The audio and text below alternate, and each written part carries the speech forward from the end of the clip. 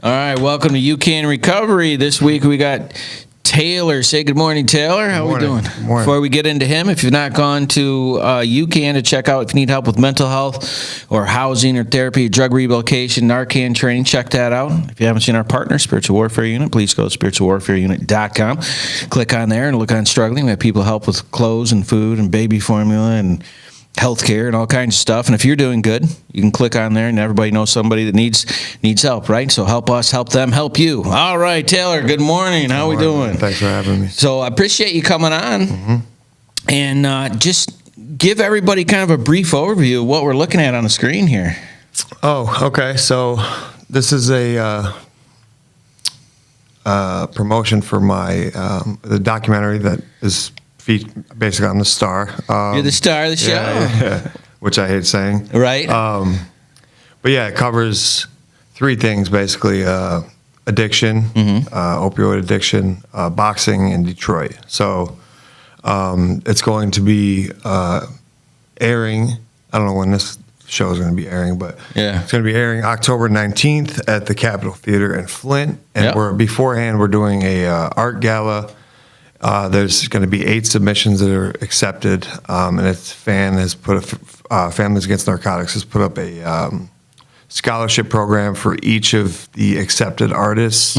So they get one piece of art, and it's $500 that they're all getting. Anybody who gets accepted into that. So we're doing that at 5:30, and then there's going to be a screening at 7. And then after the screening, we're speaking on a panel about basically, addiction, destigmatizing addicts, and so on and so forth. All right, perfect. That's going to be a great night. I can't wait to be there. Yeah, man. It's going to be super cool. Hanging out at the Capitol Theater downtown. Yeah, I've never been. I'm excited. Really, it's actually pretty cool down there. Yeah. All right, so let's get everybody corrugated with this story here. So you were born in Detroit? I was born in Detroit. And I grew up in Royal Oak, just north of Detroit. So, all right, what years was this when you were born? I was born in 1989. So 89. Yeah, I'm about to be 33. 33. Yeah. Boy, you're a young fella. Yeah. All right, so you're born in Detroit. You grew up in New York. What was your family life like there?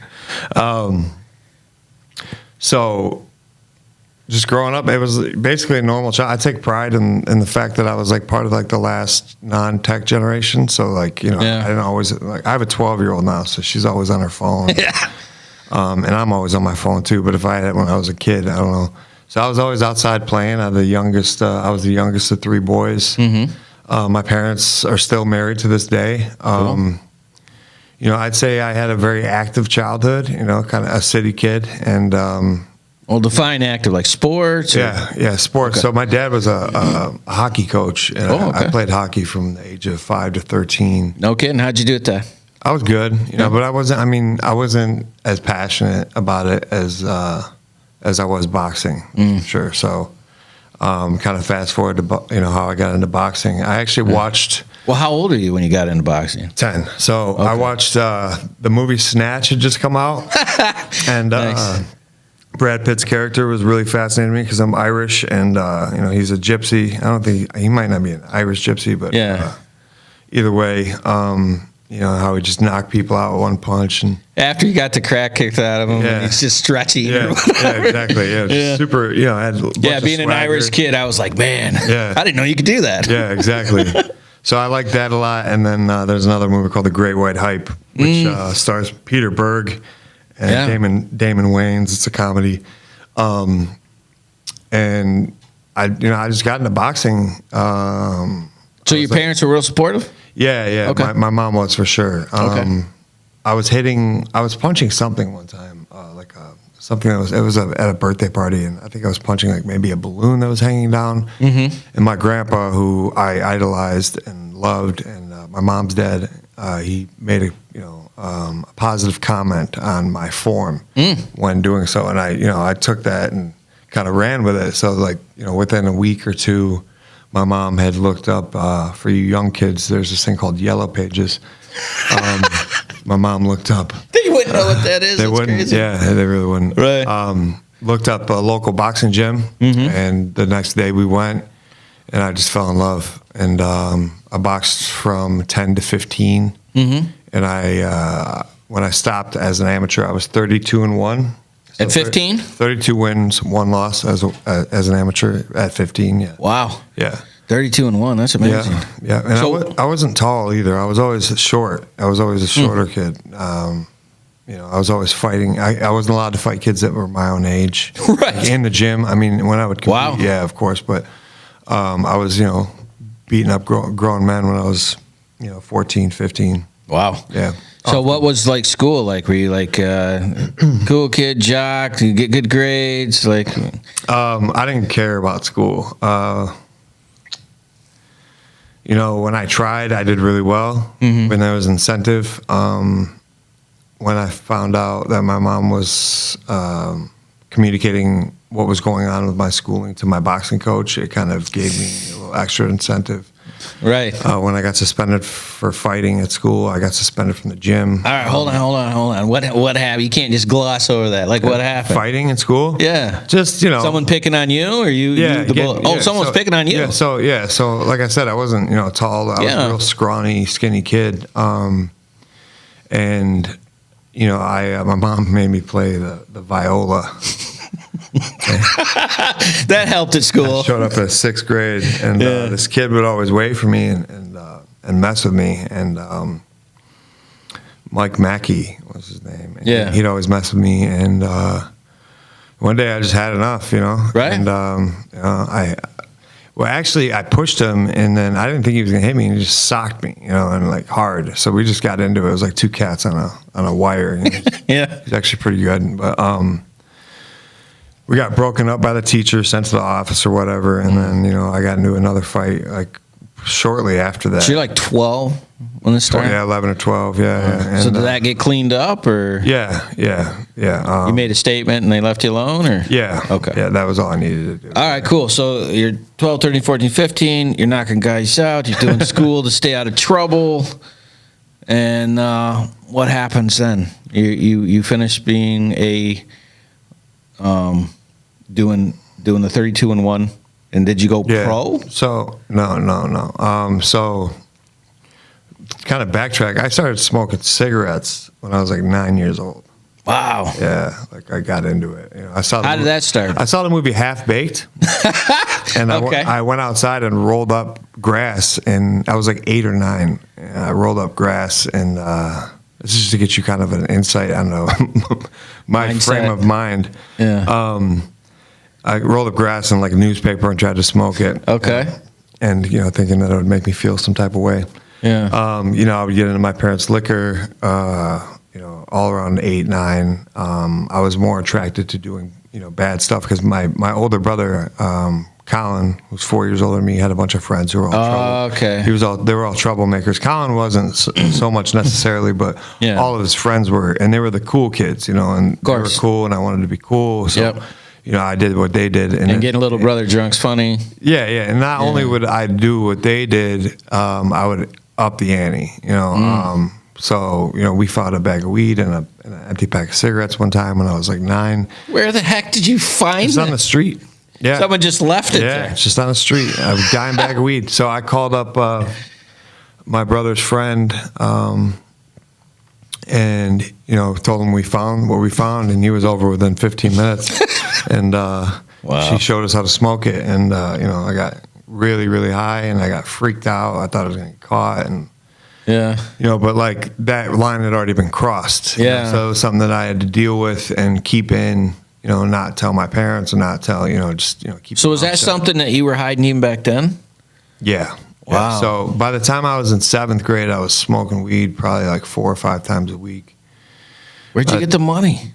Yeah, I would start stealing it. Wow. I would start stealing it from my parents and their coin jar or whatever, and or I would have friends over that had money, and Gotcha. I was that kid that had the plug, so they would gladly Yeah. a couple kids that were maybe a year or 2 older than me, All right, so you're doing all this on the side. Mm-hmm. So you got the double life already started at 8 or 9. That's crazy. Mm-hmm. All right, so then what happens at 15, 16? So I was in high school, my image within that in that high school was more important to me than going to boxing after school. And my mom knew that like boxing was the only thing that was really keeping me on any sort of straight and narrow. Right. And, you know, it was a fight to get me to go to boxing every day, and I just stopped going. You know. Wow. And after that, like the decline was pretty fast. You know, within 2 years, I had graduated to, you know, cocaine use. At 17. Younger. First time I did cocaine, I was 12. It was at a party, a high school party. How And, did you get into a high school party at 12? Well, my brother, Your brothers? my brother and his friends were not my brother, but my brother's friends were. You know, Wow. You know, and they were the kids that would go over the border in Detroit and pick up whatever. You know. Yeah. You know, a couple of them were selling ecstasy, a couple of them were selling cocaine. Wow. At a really young age, and they had older brothers and so on and so forth. Yeah, yeah. So that's what I was attracted to. You know, because there were all these people were telling me like, "Wow, this kid's super young." You know, regardless, it was really the shock value of how young I was and what I was doing, which was attractive to me. The entertainment of people, you know, to entertain them with my, how do you say, I guess my Bravado? my bravado, my bad decision making, skills. Like how bad you could make a decision at such an early age. Yeah. Bad decision making was a skill in my mind. Wow. So that all progressed into, you know, 06, people started dying from fentanyl. Well, hold on a minute. Like, did you graduate? Did you drop No, out? I'm not there yet. Okay. I'm still a sophomore. So, Holy smokes, at 16. Yeah, people started dying from fentanyl.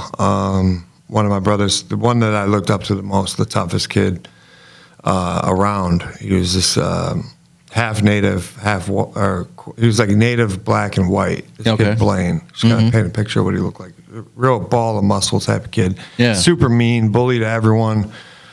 He bullied people like that were 7 years older than him. You know, he was just, you know, he grew up really troubled in a foster family. But I looked up to him because of how much people feared him and how good he was at fighting. Yeah. And, he passed away. And I was like one of the last people to talk to him on the phone. He called my house, asked me for my brother, and my brother didn't want to talk to him because he was acting some type of way. Clearly, he was doing heroin. Mm-hmm. And I was like, he's not here, you know, and hung up the phone. Then the next day, I came home, and my brother was, you know, basically inconsolably crying. Wow. You know, and the guilt of him not, you know, taking that phone call. Yeah, sure.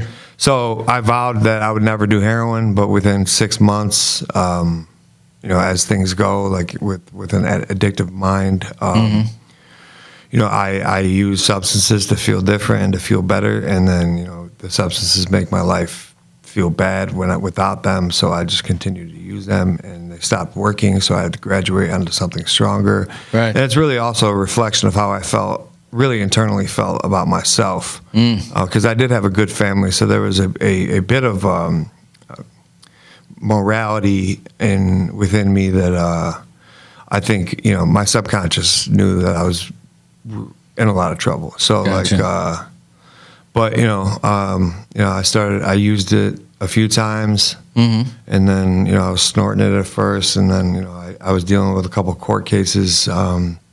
Breaking and entering, you know, because I was using crack for a while before I was doing heroin. And all right, before you get in that, we got to take a break, man. Okay. Sit tight. Go down to UCAN Recovery, ucanmichigan.org. Sit tight. We'll be right back. Welcome back. I'm here with Chad. He's here with our drug dog, Hans, and he's been a big hit at the Depson Dogs. Tell everybody a little bit about Hans for us. Hans is the man. Hans loves to find drugs. We take Hans and we search different rehab facilities, schools. We actually got Hans to serve the public. So, you know, anybody in the public sector that wants any type of search, if you send a kid to rehab and you want your house swept before you come home, feel free to give us a call. Schools, they're a great deterrent as well. I'm here with the regional chaplain down Genesee County. Kenny is here. They do great work inside the jail. Can you tell us a little bit about the programs that you guys have inside the jail? Yeah, we have an opportunity that the sheriff allows us to come into the jail as guests to share the gospel of Jesus Christ with each one of the inmates that want to hear that. We have programs within inside the jail that we have Bible studies, we have people that come in and do one-on-ones as the inmates request it, but all of that's an opportunity to give them a choice at a different life than with the choices that they've been made to get here.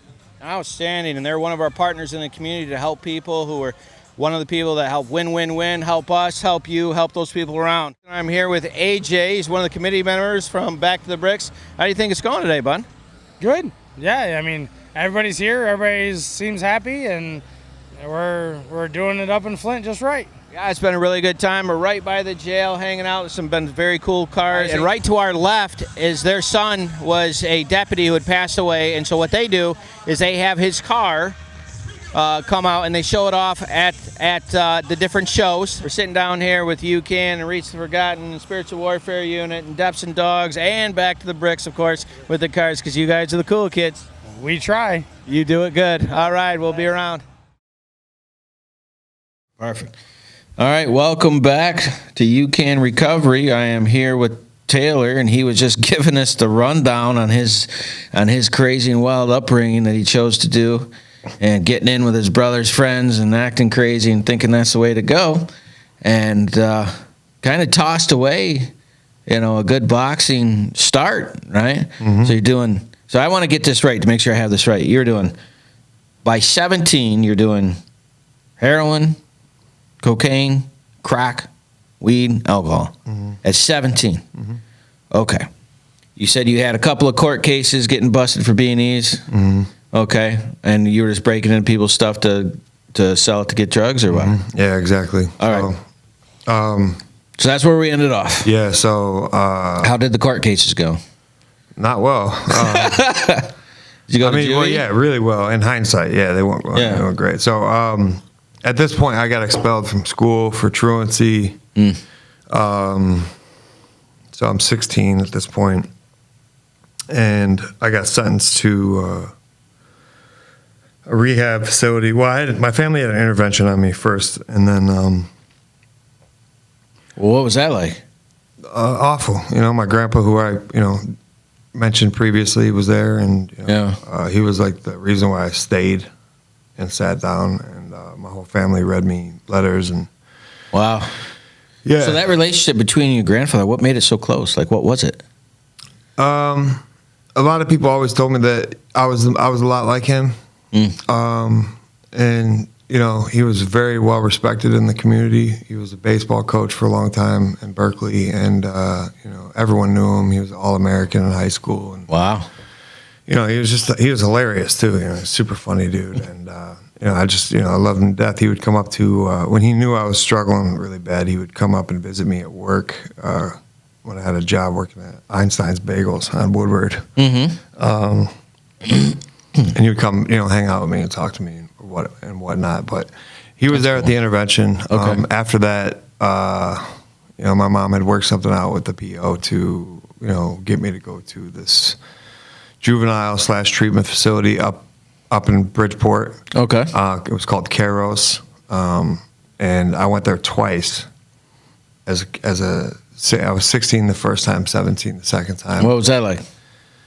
It was juvie, but it was my counselors Lynn and Don were amazing, and they were both people who had long-term recovery, mm-hmm. and they were sincere. They were people who cared about their jobs and what they were doing. So, but still, I didn't want to be sober yet. Right. So you just did the steps to get through it, so you could get back. No, I just did my time. Yeah. To get through it, to get back. How long was the first time? 6 months? No, it was 2 months. Second time was 2 months. But after I got out the first time, the decline, I started shooting up after. Wow. Yeah, it was just boom, boom. So how much time lapsed between the first time and second time? 6 months. 6 months. So okay. First time I went in winter. Second time I went was in June of 07. Mm-hmm. And this is what changed my life. I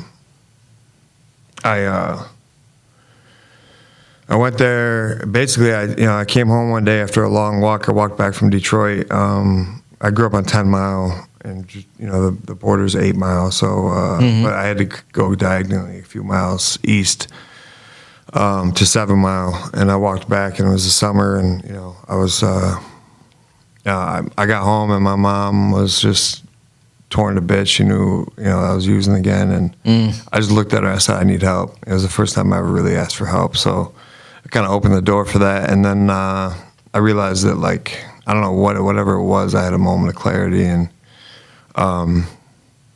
I ended up going back, and again, because I was looking at jail time, and again, she worked something out. Again, it was like my last chance, and I got brought in to see the judge, and he warned me, and blah blah blah, and I got out, and I thought I was going to be out and like start my life over in Royal Oak, and basically they told me, like, you got to go again. You got to go to another place in Ann Arbor for 6 to 9 months, and I'm like, wow. What was the reason? I threw a fit. It was another treatment center. Okay. And this is what the court was recommending. Okay. And you lost it. No. I went. Yeah, I was pissed. Yeah, you were mad. But I was willing. But you did go. Yeah. Okay. So I did go. So I went to Dawn Farm when I was 17. Okay. In Ann Arbor. What was that experience like? It changed my life. And it's not that they did things differently than like as far as clinically speaking than Caros did. It's just the environment, the community there. They're very AA based. We're allowed to leave and go to AA meetings in the evening with supports from the community. They come pick us up. It's an adult program, I'm not juvie anymore. Right. And it's for people who really want it. So it's not a bunch of kids who are doing time. It's, right. And I loved Ann Arbor. So when I got out, I stayed. I made a decision to stay, and got a job. And fast forward a couple of years, I was working at the homeless shelter. I was a social worker. I'm actually the youngest social worker in Washtenaw County history. I was 19. Really? I had 2 years sober, and I was working at the shelter. And I met my daughter's mom. We got engaged. She moved in. I got overwhelmed with stress and stopped working a program, relapsed after 3 years. Wow. And then it's been like, out of the last 15 years, I've been sober for 14 of them. There's been relapses here and there. So what was the overwhelming part of it? Just being the dad and being in charge and have to take care of stuff? It wasn't like I made a conscious decision, okay, I'm going to nuclear. It was just probably stress over time? It was stress coupled with her mom feeling some type of way about me always going to meetings. So, I'm like, okay, well, I'm not blaming her. It's obviously my decision. But, I made her a priority over my recovery and stopped going to a lot of meetings. Therefore, I had nobody to talk to about what was going on with me and work me through this difficult, emotions, which is why I used in the first place was to feel better. So I slowly convinced myself, and Ann Arbor's a college town, so there's a bunch of kids running around, that are my age, having the time of their life, and I have to see that firsthand every day. And I convinced myself that I could, drink and smoke weed successfully or normally, and within about 6 months, the engagement was off. I couldn't see my newborn daughter. I had people from the homeless shelter living at my house. I was using heroin again. Wow. And, I got sober again in 2011. Stayed sober till 2000. So what did you do to get sober? Called. This time it was like a matter of really just being willing. I was just scared, and I just utilized the community that I had, because before I was going to 7 meetings a week, like. So if someone's struggling out there and they hit that relapse and they're worried about like what people are going to think of them, when they used to be in that position of recovery, like what would you tell them in regards to, like, were you ashamed or were you like felt bad, like? What were that emotional thing when to go how to back? Get back in? Yeah, man. Yeah, there's always going to be shame, of course, but It's, the answer to that question varies because it depends on how deep they're in, how sick they are, mentally and physically, how blind they are to what's going on. I could suggest, immediately I would just suggest get to a meeting. Yeah. And then organically you'll hear what you need to hear there. But more times than not, I would suggest just going to detox. Detox? Yeah, go to detox and get it, Okay. Because I wouldn't want someone to be struggling out there and heard the story and go, man, I'm in that spot and I don't have the strength. Because you got to, man. Yeah. If they're willing enough, detox shouldn't be a problem. Yeah. Right. And a lot of people look past the medical issues that are going on when you're first getting sober. So you're not thinking clearly. Right. You have no dopamine in your brain. Right. So obviously life's going to suck for a little bit. You're cloudy. You're kind of blind to everything that had happened. You're full of shame. It's just like there's things that happen to your brain when you abuse drugs and alcohol for a period of time that, are oddly overlooked, Yeah. So over this time, were you still in contact with your daughter, and were you able to see her at this time, or? Yeah, when I got sober again, I was allowed to start seeing her on the weekends. So my parents and her mom had worked something out where she was going over there for, every other weekend or every weekend. I can't remember how it was at the beginning, but so I was able to slowly start working my way back into her life, and I stayed sober for that block 3.5 years, and in that 3.5 years, I definitely fell short as a dad. Sure, we all do, man. Yeah. I mean, we can always do better, right? I love her to death. She's my world, but it was just still a lot. Like, there's so much shame involved in that relationship that anytime I'd be with her, it's not that I wouldn't know what to do, or I would just get really tired. Yeah. Like extremely tired. Yeah. And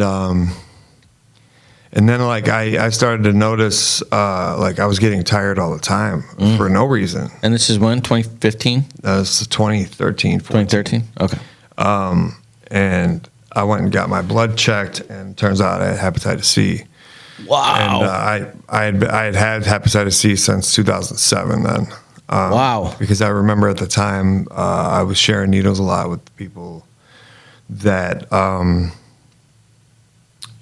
were later on discovered hep C positive. Yeah. And in that period, there wasn't any, at the beginning, there wasn't really any treatment other than interferon, which is like radiation. I wanted to do with that. Yeah. So I struggled with that a lot, and then, it's all over the place, so just bear with me. In that time, too, I had started a masonry company, a bricklaying business. Okay. I was very successful in that. I was about 23, 24. I was making a lot of money, and my ego got kind of blown up, and with that, there was other behaviors that I was indulging in that were, very, very sketchy and, questionable. As far as from a sober person's friend. Yeah, that's what ego does, right? Yeah. So I hate that dude. And I had a house. I didn't own it. We rented a house, but all the guys that lived there everyone was sober. All my best friends, but they all worked for me. Yeah. So it was like I was the boss, right? And that really kind of went to my head, and I stopped going to meetings, and I started really resenting myself for my relationship with my daughter, and stuff like that. Just stuff that I wasn't working on, or things that I was completely overlooking, and but I wasn't being held accountable for anything because I was only surrounded with yes men, right? And I was and I would pretend later on, thinking about it in hindsight, subconsciously, I would surround myself with yes men. You know what I mean? Just so you could get what you wanted. Yeah. And I was making a bunch of money, and that inevitably, I had a toothache real bad. I had 3.5 years sober, had a really bad toothache, and I, went to the ER, and I told them, I can't, no narcotics, and they prescribed me tramadol, which is a narcotic. Yeah. But it's not an opiate. Right. I told them I'm allergic to opiates. I break out in crack houses. So I said that to the doctor. He had a chuckle. But I got the bottle that day. This is 2014. I got the bottle. It's like October 14. I got the bottle of Tramadol, and I took like 7. Ugh. Yeah. Like, I'm not narcotic. I'll be fine. Yeah. I got fried. I was, Right. super high. And then here's the progression this time. Within 24 hours, I was getting Vicodin. Within 48 hours, I was calling the dope man. Wow. And I was high at a meeting. 2 days. Yeah, I was high at a meeting trying to save face. Yeah. And then, All right, hold on. We got to take a break right there. Man, this is such a great story. Please go to UCANmichigan.org. Check that out. Sit tight, guys. We'll be right back. Hey, it's Aaron with UCAN. Just out here today at the Valley Area Agency on Aging event, Senior Power Day.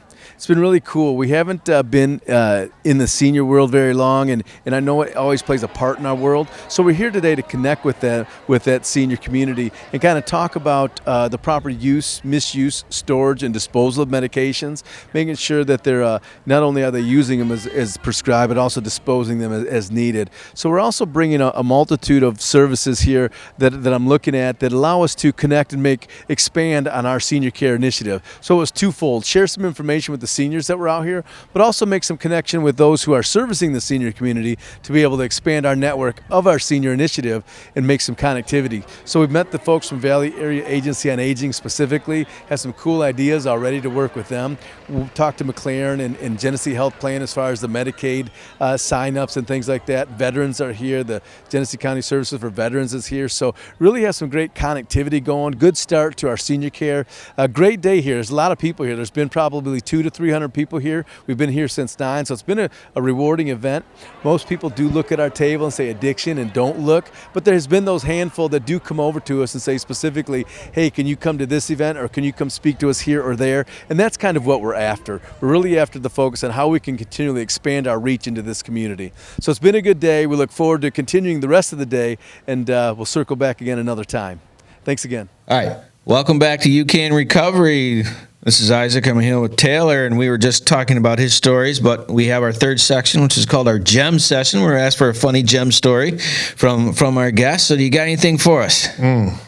well, God, I don't want to spoil the ending. This is really like dark humor. Dark humor solid.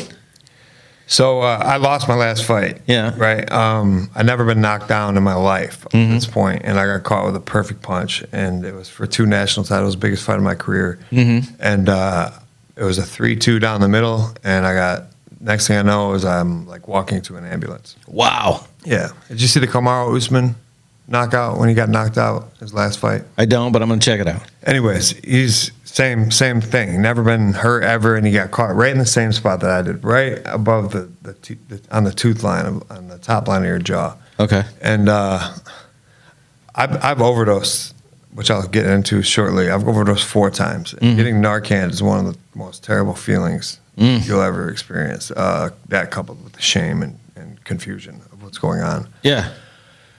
So I'm in the ambulance sitting there, and I'm looking over at my coach, and he's all distressed, And I've been doing a lot of work in turning this fear of this fight over to God. Yeah. And praying a lot of prayer and meditation on it. And the grace of that was my attitude when I came to was, man, I started chuckling. He looked at me like, is this kid okay? What's so funny? Yeah, is this kid okay? I'm like, bro, that was way easier than getting Narcan back away.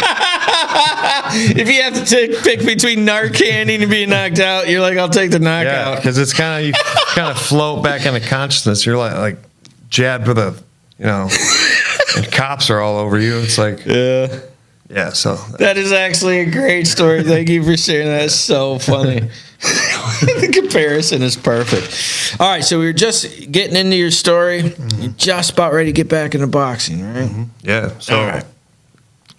So this is 2015. McGregor is on the rise, and as I've said before, I'm Irish, so obviously this kid's attracted to me. I'm an avid UFC fan at that point. I've been lifting a bunch of weights the years prior to that. We would do this. We would have Saturday night fights with the recovery community. Nice. In my garage. That's cool. And I only fought a few times. Obviously, I beat the shit out of whoever, but right. And I just like, I don't know what it was, that, and then you ever see the movie Whiplash? I don't recall. Okay. It has nothing to do with fighting. Okay. But, the determination of Miles Teller's character in that movie, that coupled with my motivation by McGregor and a guy named Russ Dobson, who was in recovery, was an MMA fighter at a local gym called SFS in Brighton, Scorpion Fighting Systems. Okay. It's an MMA gym, Jiu-Jitsu Academy. And he took me in. He asked me if I could help him with some of his stand-up game because he's a grappler by trade, I should say.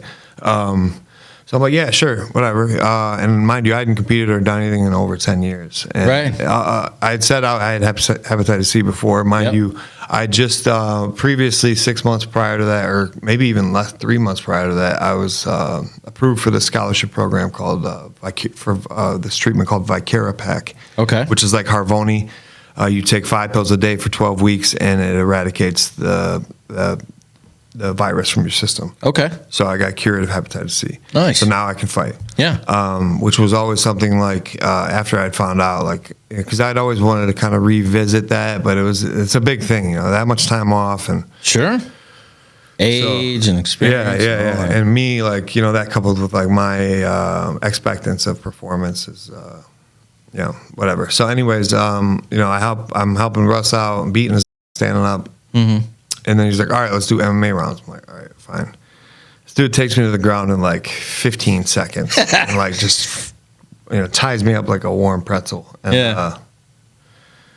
I was like, how'd you do that? I don't think I said that, but that's how my attitude was. So, fight or flight, I'm a fighter. So like, I want to learn. Yeah. I don't want that ever to happen again. Right. But unfortunately, to learn, you have to have that happen to you hundreds and maybe thousands of times. Nice. So I went into SFS and I trained 3 times, and they were like, "This kid's got something." And I got a call from the wrestling coach there, Chris Vish, and said, "Hey, the fight that Russ had been training for, that was coming up that weekend." He said, "Yo, there's a middleweight fight on the undercard. One of the guys dropped out." And it's a debut fight against another debut. And it's like, I think they're going to call bullshit on you because your hands are so good. Yeah. Thinking like I've had, many MMA fights. Right. I take the fight. I flip a coin, heads or tails. I said, let me call you back. It lands on heads. I fight. You literally flipped a coin. Literally flipped a coin. And I think I just got done watching like the Poirier-McGregor 1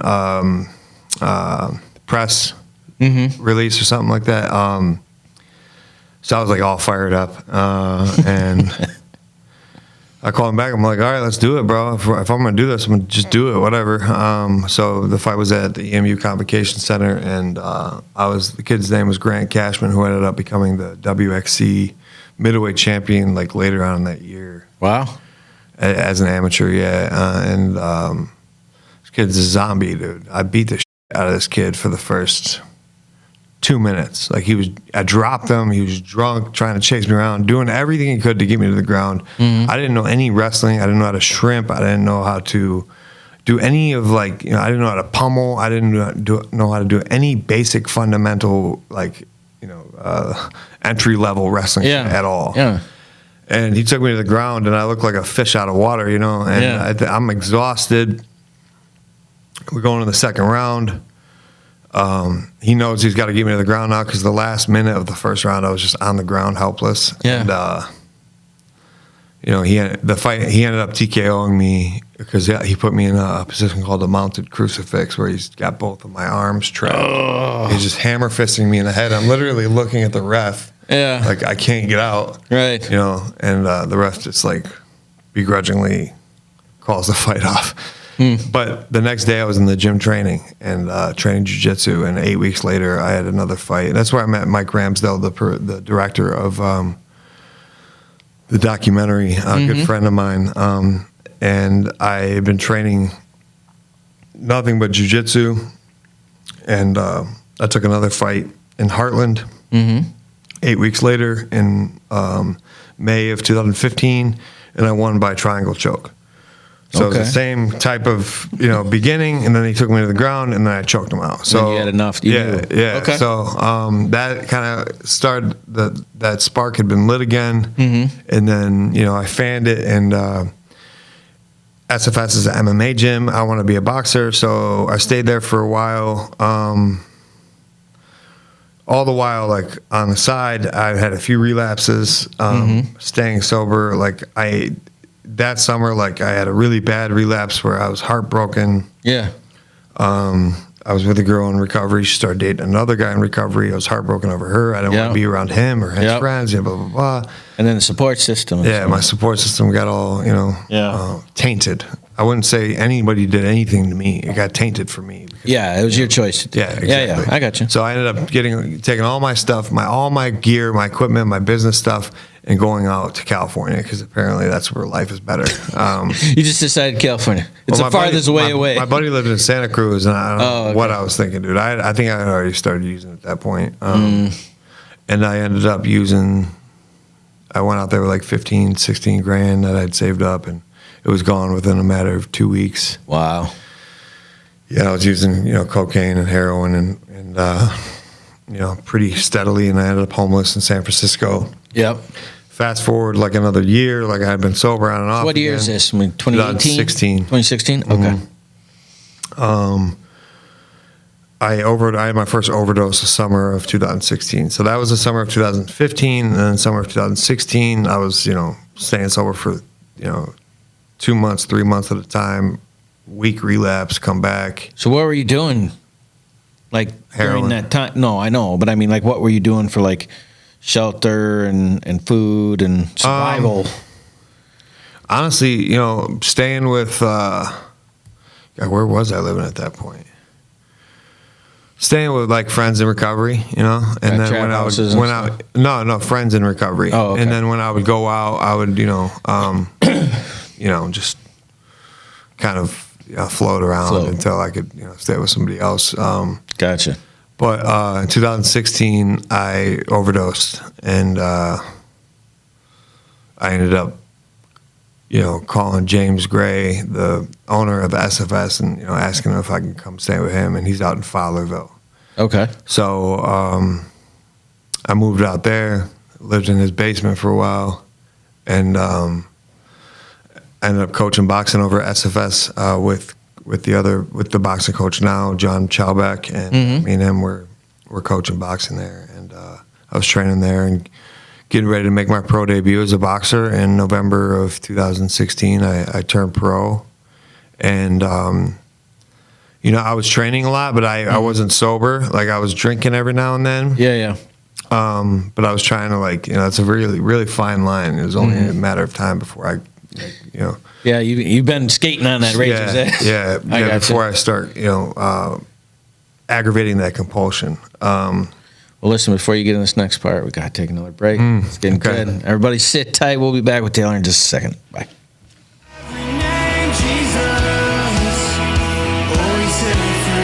Hey, it's Aaron with UCAN. We're down here at the Unity Fest the Heart of Flint is putting on, Kersley Park Pavilion over here on the east side.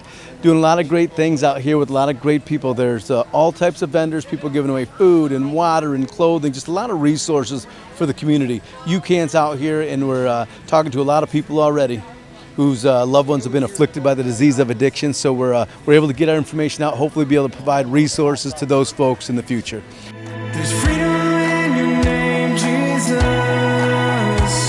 There's real in your name. You break every All right, here we are at Unity Fest 2, and I'm here with the promoter, Jeremy. How are we doing today, buddy? Good, man. How you doing? Doing great. We're here at the UCAN tent, handing out for United Community Addiction Network, getting everybody here helped out. It looks like a full house. How many people do you think are here? Oh, a few hundred. We just opened, so I think it's going to get better, though, today. All right, and how many people you got playing today? We have 3 artists. We got Shantae Music, and we have Nick Hill, who's out of Saginaw, and then End of I. I don't know who they are, but...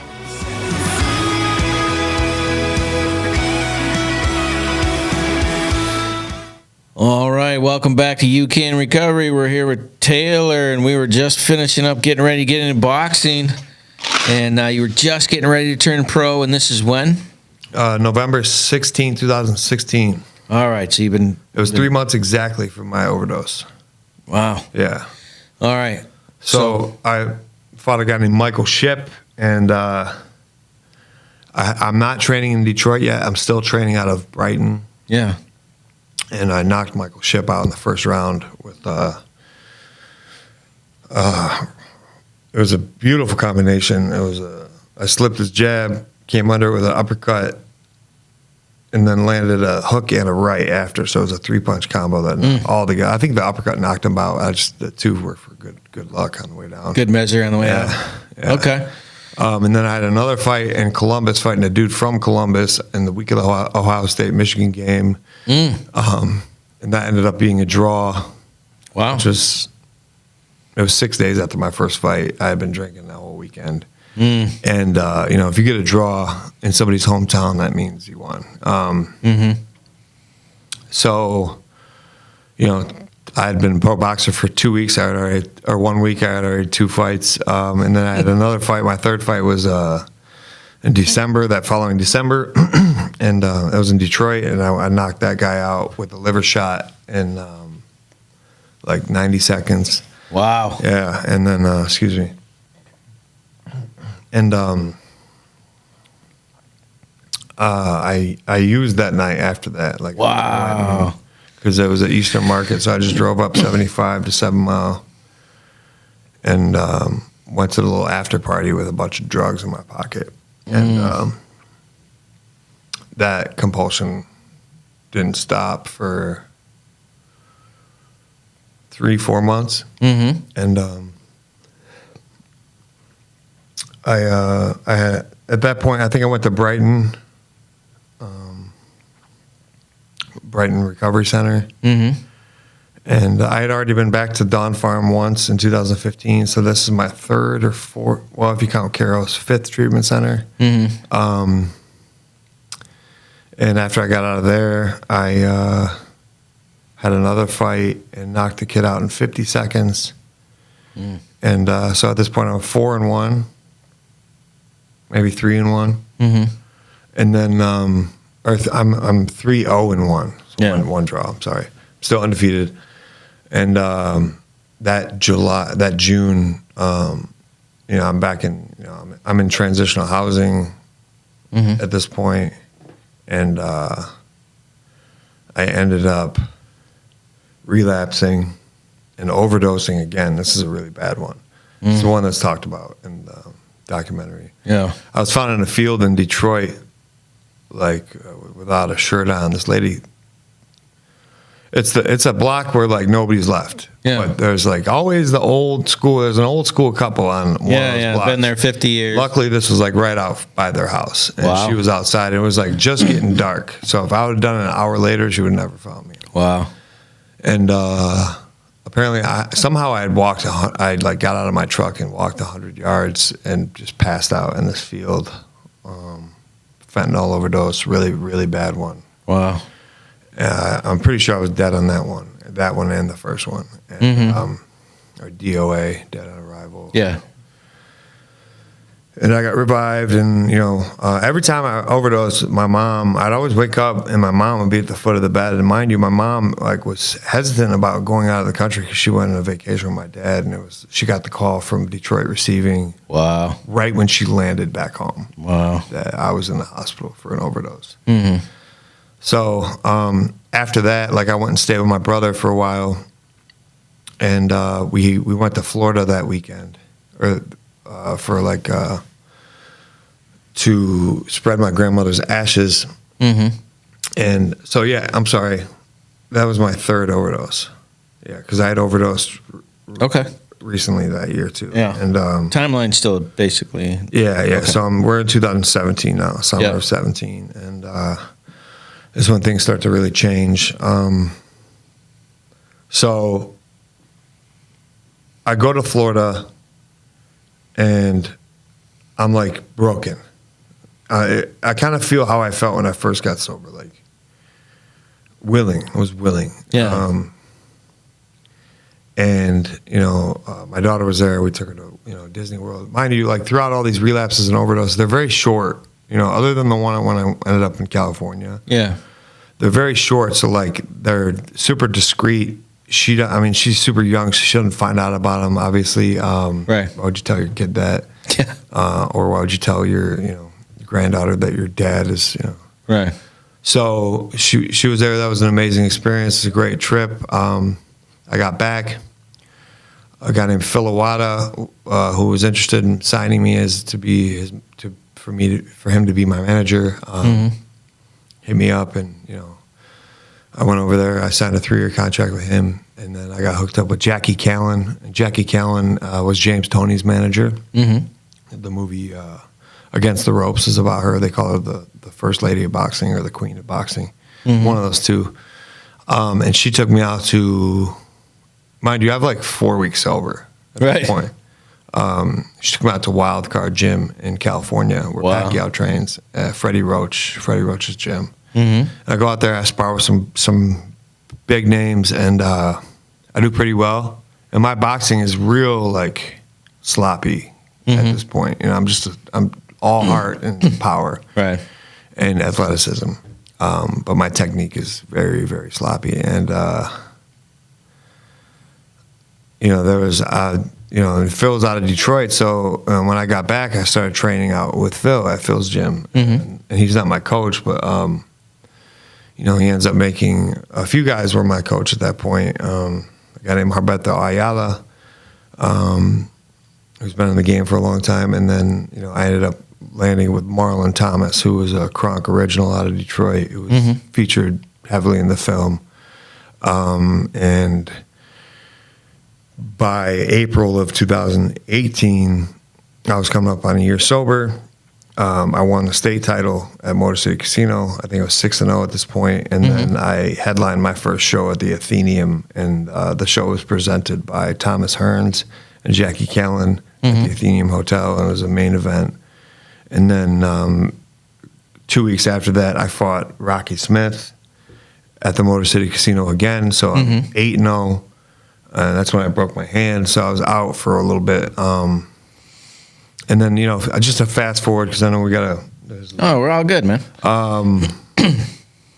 The documentary starts covering me, following me in 2019, like January of 19. All right. So how did that all happen? Like, how did the documentary thing happen? Yeah, so Mike knew about my story. Okay. And he's a filmmaker. He's got an eye for a good story. And he just came up and said, "I think this will be a good story." And me and him, we were always chummy. Yeah. So he hit me up and was like, "Hey, would you be interested in doing a documentary?" And I was like, Yeah, sure, why not? I'm an entertainer, so yeah, of course it's appealing to me, and maybe we can get some sort of message across. I was working a really good program at the time, and I was in pretty good spiritual condition at the time. Yeah. And I said, let's do it. So we started filming January of 19. I had a fight February of 19. I beat the shit out of this guy, Nick Lavin. Sorry, Nick, if you're listening. And knocked him out in 2 rounds. I set the record, probably one of the close, to the Michigan State pro record of punches thrown in a round. I think I threw 227 punches in the first round. 227 punches. I just didn't let this guy's hands come off his face. Wow. He was shelling up, and I was in tip-top shape. Like, I was dog shape. I was sparring the best in Detroit at the time and doing well. And then 227 punches. yeah, and then and that's where Machine Gun was my moniker before that. But that's when it was like, okay, now we see why. Yeah.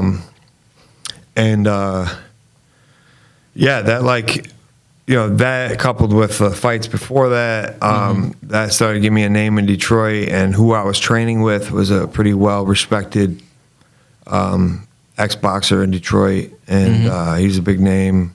He grew up in Emmanuel Stewart's house. Wow.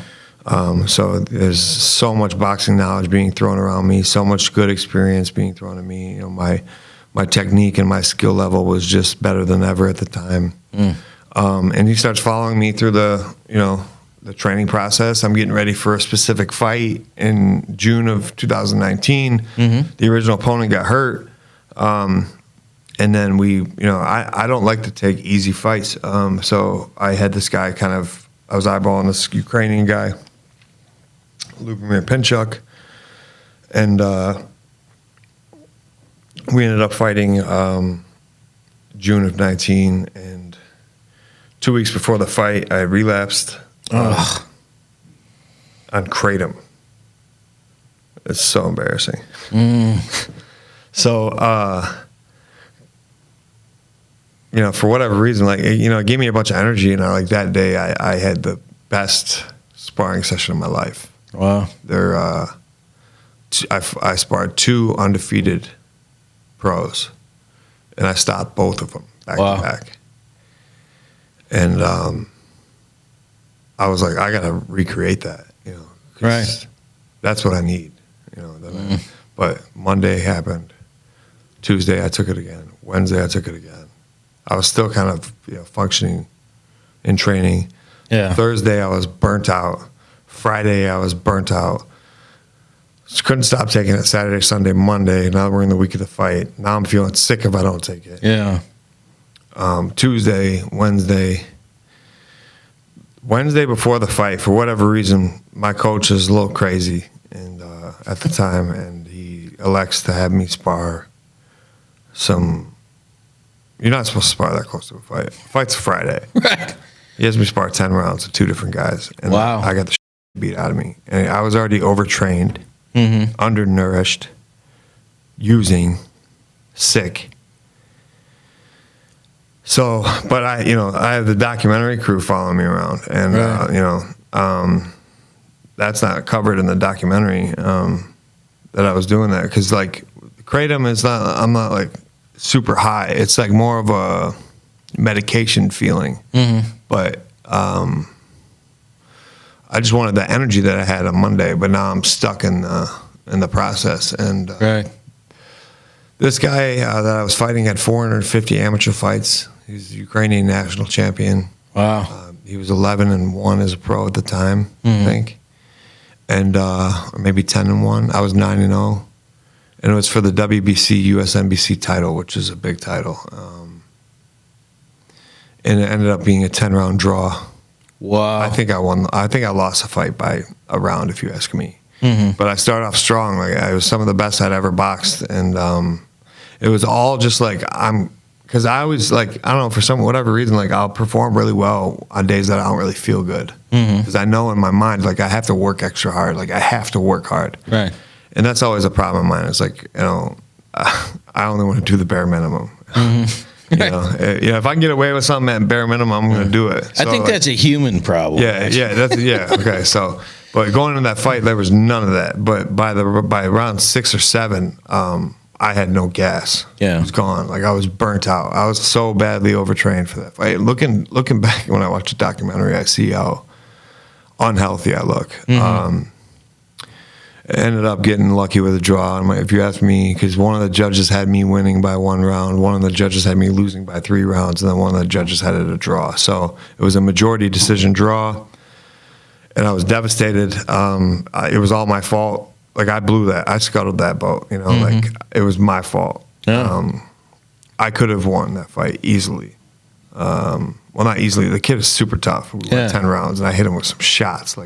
At one point, there's a perfect slow-mo of it in the documentary. I hit him with an uppercut that makes the back of his head touch his spine. And he just kept coming. On drunken legs for a little bit, but he kept coming, Yeah. So that was Friday. I was using Saturday night, crack and heroin. Wow. Used again Sunday night. And then I stayed sober for a week, and then I used again the following weekend. And then I got honest with my girlfriend, who was in sobriety. She dumped me. Yeah. So I was in the dumps, man. But I don't know, that 2 years, that all the work that I did leading up to that, it really shined through in the preceding months, because I got right back into training after that. I was determined to get her back. Yeah. So that was the fire in my belly, and I was determined to get that title. Right. So I trained all that summer, 2019, all through the fall. At this point, I was training at World's Best Boxing Gym in Detroit, which is at 5 and Shaver, and we switched my coach because we feel like my coach, before having me spar 2 days before the fight, was a completely insane move. Yeah. And so my manager fired him. That coupled with some other stuff that he was doing that was super shady. That's all behind the scenes stuff on the documentary that I was dealing with emotionally going into that fight. But I ended up, long story short, is I won the NABF light heavy. I dropped down to the light heavyweight. I was training with Julio Hernandez at World's Best. I dropped down to light heavyweight and won the national title at 175 at Motor City in November of 2019. And then the pandemic happened. Right.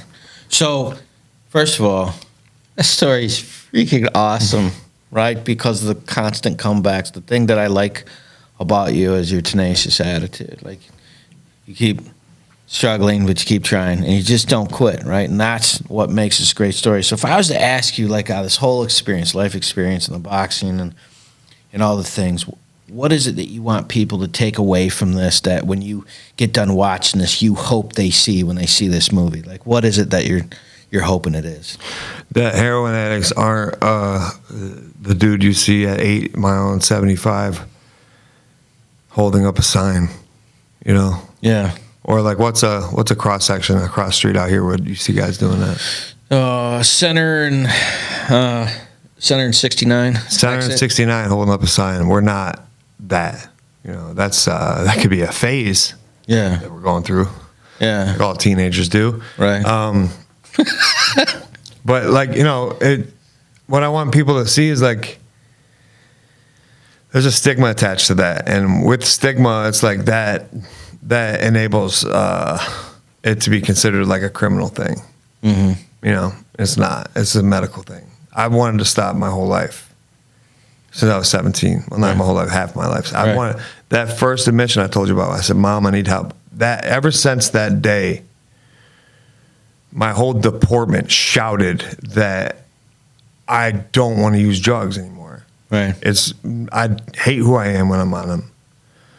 But like with people like me, and maybe I can only speak for myself. Maybe you could relate. Yeah. That's not enough. You know, for addicts, it's getting into a spiritual condition and staying into that condition. It's like staying in shape. Right. Staying in physical shape, you have to continue to work out. Right. Like, and I'm going to have to continue to stay in some sort of spiritual condition for the rest of my life if I'm expected to live a long and happy life. You know, and that's just something that I have to accept. And you know what I really want this film to do is start the dialogue of what stigma is and how people view addicts and alcoholics, and because they view them as weak and